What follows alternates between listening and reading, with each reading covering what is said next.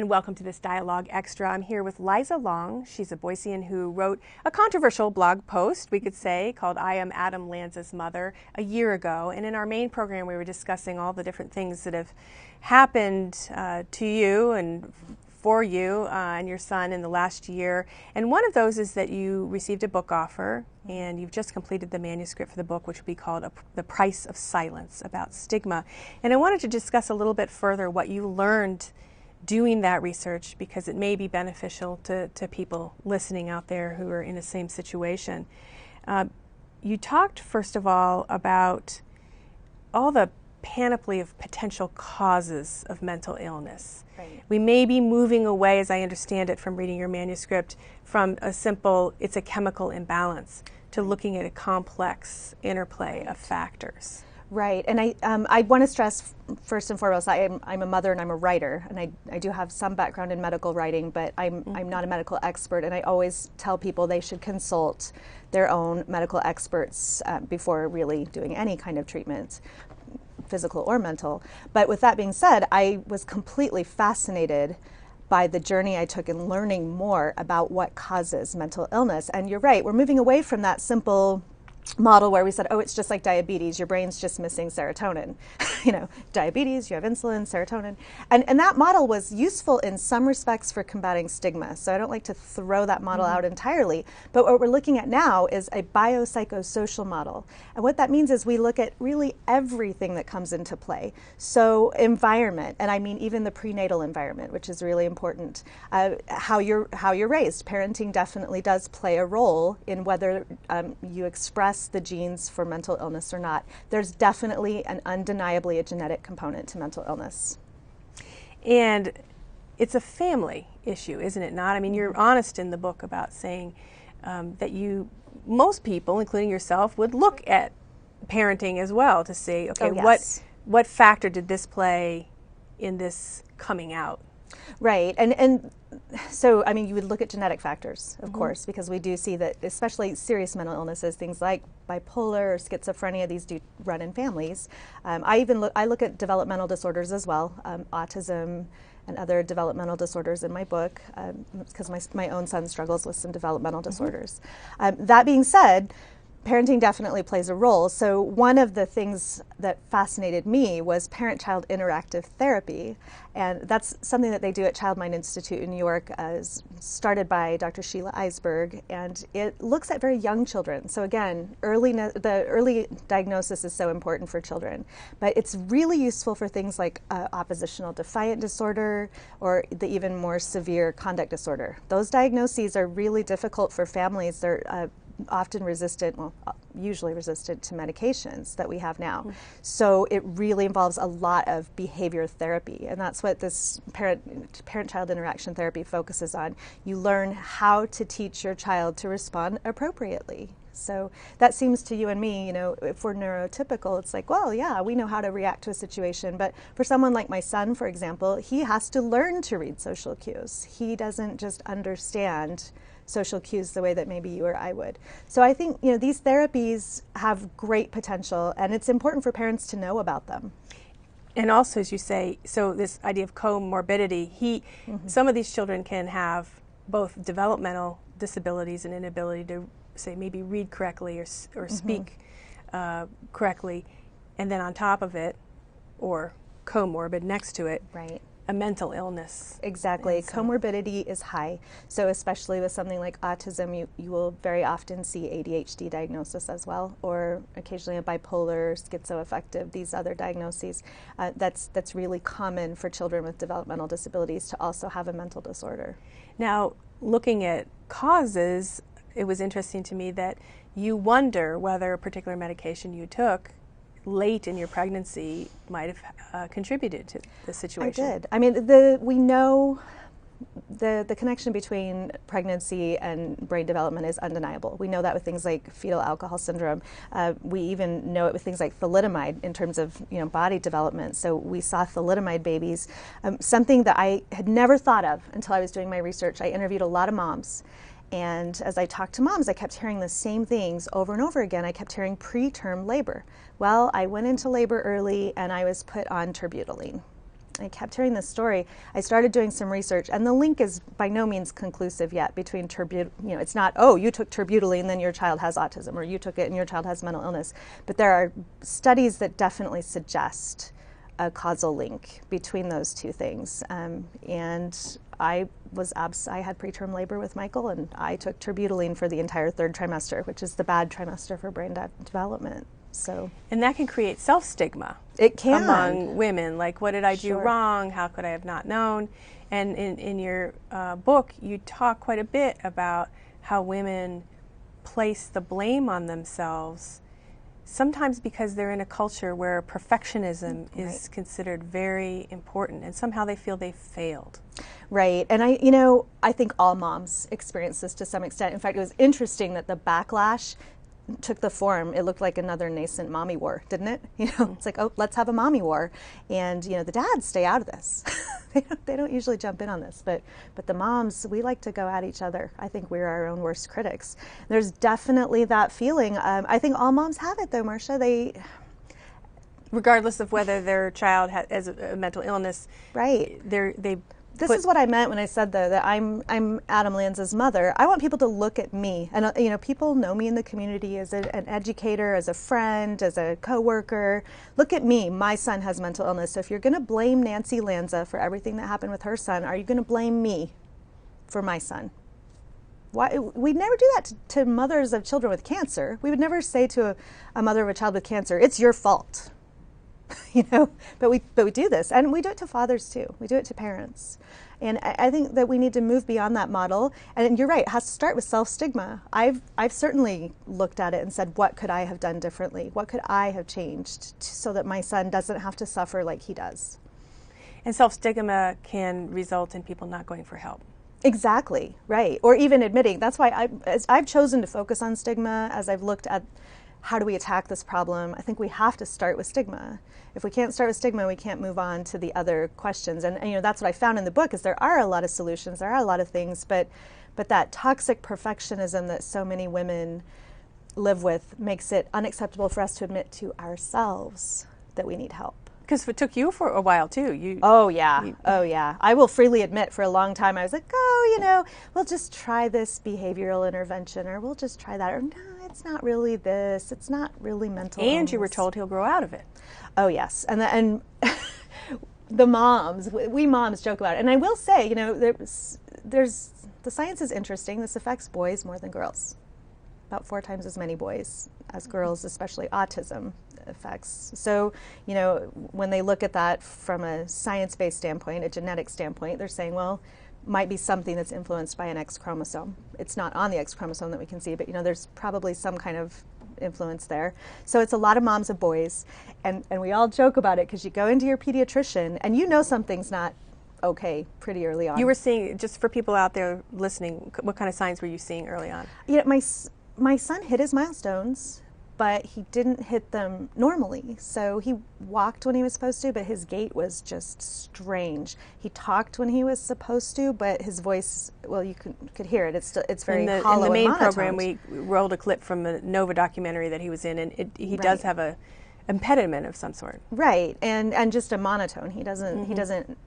We thought maybe there's something wrong with his hearing. He had several ear infections. You'll hear this a lot from moms too, just multiple ear infections. No problems with the hearing, though, that we could see. As he entered his school years, he couldn't write. He has dysgraphia.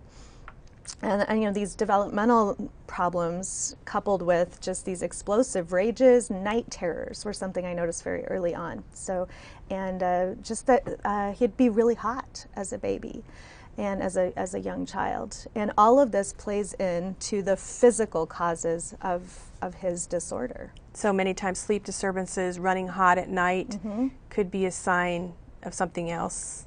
Yes, and that's what Dr. Popoulas says in the bipolar child, that those are the hallmarks he looks for, especially for the thermal regulation issues.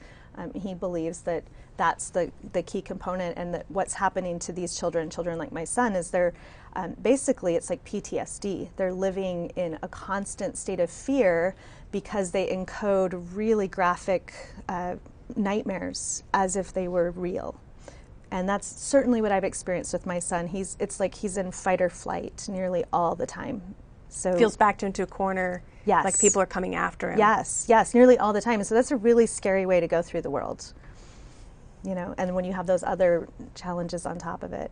And that's the challenge. You know, you go in, you say these things, and the pediatrician says to you, well, he's just a boy. That's just what boys do. Or, you know, he'll grow out of it. And you hear this over and over again, and you're not the medical expert, you know, so you think, well, okay. Well, as we mentioned in the main program, lithium is really working well for him. Yes. An essential salt. It's been around for a long time. 50 years of tracking for lithium. Right, so. Right. But at the same time, you make it clear that there is no magic bullet. That your son also needs other services, occupational therapy, psychosocial rehab. That you can't just take a pill necessarily. Right. And that's the challenge that we're trying to get the medical establishment to realize, because it goes back to what you said at the beginning, that it's not just, oh, you're missing serotonin, so if we give you this, then you're fine. No. And part of the challenge with that is that, when you've had a mental illness or a mental disorder and you've gone for a very long time without effective treatment, you have actually created new patterns and new coping strategies, I guess I would say. Some use a fancy term, maladaptive coping strategies, and that's what a lot of these children do, because at the end of the day, we have this intense need to feel safe and to feel some measure of control that I think Michael articulated really well. You need to feel some measure of control, and so that maladaptive coping strategy may result from an organic disorder, but then it becomes, a social problem. So they need retraining in how to be in the world. Yes, that's what they need, retraining, and it really is retraining, and the brain is so remarkable that these children can do very well with the right interventions. But some people look at that and say it's too much money, it's we can't afford it. Sure. And that's the challenge you see. Even the research I did in my book, the links to poverty, for example, that makes sense, doesn't it? That if your brain's under stress, maybe you would be more likely to express a gene for mental illness. And that's in fact what we're seeing, especially things like oppositional defiant disorder or conduct disorder, very much higher rates in lower socioeconomic status families. And so I think we need to take that big picture approach as we look at all of this and say, it's not the parents' problem. It's not the kid's fault. My son's always worried people think he's a bad kid, and he's not. He's an amazing kid. His heart is just amazing. But people will look at that and say, well, it's personal choice, it's parents' choice, that's the easy solution, right? It's not. It's so much more complicated than that. So back to the money issue, though, people will say, where are we going to find the money for all these wraparound services? I will tell you. I've got the magic bullet. No, there aren't magic bullets for mental illness, but quite frankly, we do have money. We're spending it on prisons. And I'm going to throw that out there. We have money. We're spending it on prisons. That's a policy issue. So a switch of where the resources are going. Right. Where's the community-based care? And that's what Pete Early articulates so well, quite frankly, is, we think we closed the mental institutions, but we didn't. And if there's one takeaway that people need to realize, and it's not just adults, it's children too, it's that, we still have institutions. We've just chosen to make that a criminal institution for people who are sick. So when you look at the research, 65 to 75% of kids in juvenile justice have at least one mental disorder, usually more. One thing Idaho's doing that's progressive is screening for all children who go into the juvenile justice system. I think that's progressive. That's a step in the right direction. To get them different treatments if they have that. Right. Maybe to diagnose. Right. In many cases, it hasn't been It could diagnosed. be the first time that they've ever been diagnosed. Right. What are some books that you would recommend for people who either want to learn more about this or are in the midst of the situation? Right. I can put in a plug for my own. I will say this. A mom on one of our closed Facebook groups the other day said, is there a book out there that will help me navigate all the systems I need to? And I was like, wait 1 year. And that will be called The Price of Silence. Yeah. But no, in terms of understanding and developing empathy for mental illness, the book I always recommend is Far from the Tree by Andrew Solomon. It's an amazingly empathetic book, and I don't know how much you know about his writing, but his book, The Noonday Demon, which chronicles his own battles with depression, also an amazing book. And so with Far from the Tree, he wanted to look at difference. all kinds of difference. And I connected to that book on so many levels. You know, he looks at deaf children. He looks at children who have dwarfism. He looks at criminals. So he interviewed Susan Klebold. That interview is so powerful. She's such a lovely woman. She experienced such loss with her child. And again, that goes She's the mother of Dylan Klebold, right, who was one of the Columbine shooters at Columbine. Right, exactly. Yeah. And I think everybody should read that book to get a sense of what it's like to be a parent of someone who's different from you. And by far from the tree, he means the classic genetic tree. Exactly. That the apple did fall far from the tree. And as a parent, that can be the biggest challenge, I think, is to understand and respect your child's differences. So I would recommend that all people read it. I think it would help us to understand and respect other people's, with all kinds of disabilities, their differences. Any other ones that you'd recommend? Well, Peter Early's Crazy, of course. Peter Early's book, Crazy. Yes. David Sheff covers addiction. He's an amazing writer. Beautiful Boy was his first book, and he's just come out with Clean. I haven't read Clean yet, but I've heard wonderful things because about it. Because many people with mental illness self-medicate. They do. And they become addicted. Right. So that's what that's about. Yeah. Yeah, and January 1st, is that another book that we... Yeah, by Michael Schofield. I blanked on his name. So that book chronicles, it's a father chronicling his very young daughter who has schizophrenia. And again, I talked about how the bipolar diagnosis can be controversial in children. Schizophrenia is also generally very controversial diagnosis in children. And it's a compelling read, I will say. It's a compelling read. And all these books, interestingly, are by men. Yeah. I think if you're a woman, you have to write about your own mental illness. You know, you can write Prozac Nation or The Bell Jar, but you can't write about your children because then it would be your fault, right? Well, you have, and you will. And the book is expected around September 2014. Yes. And your second book has already been optioned, as I understand it. Well, and maybe. We'll see. Yeah, we'll but see. you want to keep writing, the point is. I do. I really enjoy writing, and I've been a writer for a long time. That's the thing about the blog post. You want to keep writing about this subject, sure. Yeah. No, honestly, I'm interested in it from a research standpoint now. I am back working on my doctorate, and would like to look at maybe rebranding mental illness group coaching as leadership coaching. I think there might be some intriguing possibilities for communities who won't access mental health because of stigma. And that would play out right here in Idaho, because there's definitely stigma in Idaho toward mental illness. And using young people with mental illness, training them as leaders. Sure. I mean, basically taking the same toolkit that we have, but instead of saying, well, we're putting you in therapy, we're putting you in leadership coaching. We're gonna make you a leader. And I interrupted you before. You were saying that's the thing about your blog. Were you going to say that you've been a writer for a while? I've written for a long time. Yeah, for several years, and it's something I always enjoyed doing and have always wanted to do. And so to have an opportunity to use a skill that I've worked on very hard for many years to help people and myself, I learned so much through the book that I think it's just a great thing when you have that opportunity. And your son likes to write. He does. He shares that with you. He's working on a book, right? He is, yeah. It's tentatively titled The Demigods from Outer Space, and that kid has got an imagination that's just wild. Well, you studied the classics. He's interested in the classics. He is, yeah. And we'll look for that book. Maybe yes. he should come on next time with you, and you can discuss your book, and that would be fun. He can discuss his book. But he's moving towards, you think, maybe advocacy in his own right.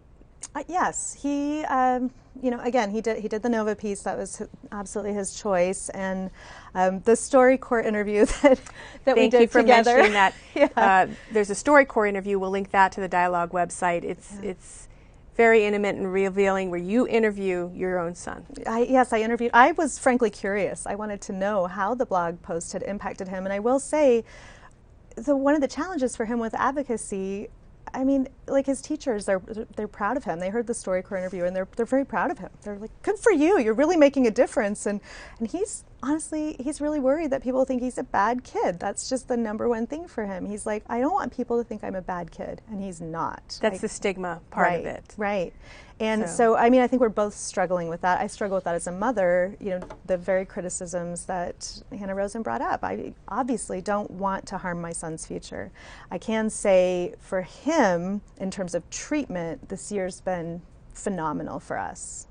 So now, in your essay, you said you just pray for grace and trust that in hindsight it will all make sense. I know you had hoped 2013 would be a tipping point. We've seen more shootings, even after congressional testimony and things like that. Do you see any movement in hindsight? Is it all making sense yet, or? I feel, and Marcia, you're an interesting person to ask this question. I feel like we're in the same place now that we were when you made your groundbreaking documentaries. How many years ago? 1999 when we filmed them, 2000 when they aired. Right, so. And that was the same year that NAMI published that huge report on families on the brink. Families on the brink. And have things changed? No, things haven't. I would say the stigma meter hasn't budged since 1999. And that's unfortunate, because while the stigma meter hasn't budged, we're seeing huge increases in the rates of children diagnosed with these disorders. So I would say we need to be proactive about this right now, or we're going to have just really some real challenges as a society. If we do not look at how we handle mental illness in children, if we do not provide supports to families, we're going to see more, not fewer, school shootings and mall shootings and Navy Yard shootings. Well, it's kind of a low point on which to end, but it's a realistic point in your view. It's where we are right now. Yeah. And well, when your book is published, we'll hope you'll come back and talk about it. And, thank you. Maybe one day we'll hear from your son as well about his book. Yeah, that'd be fun. Hear from him as an advocate. Thanks so much for taking the time to do this Web Extra in addition to the main program. I'm Marcia Franklin. Thanks for tuning in.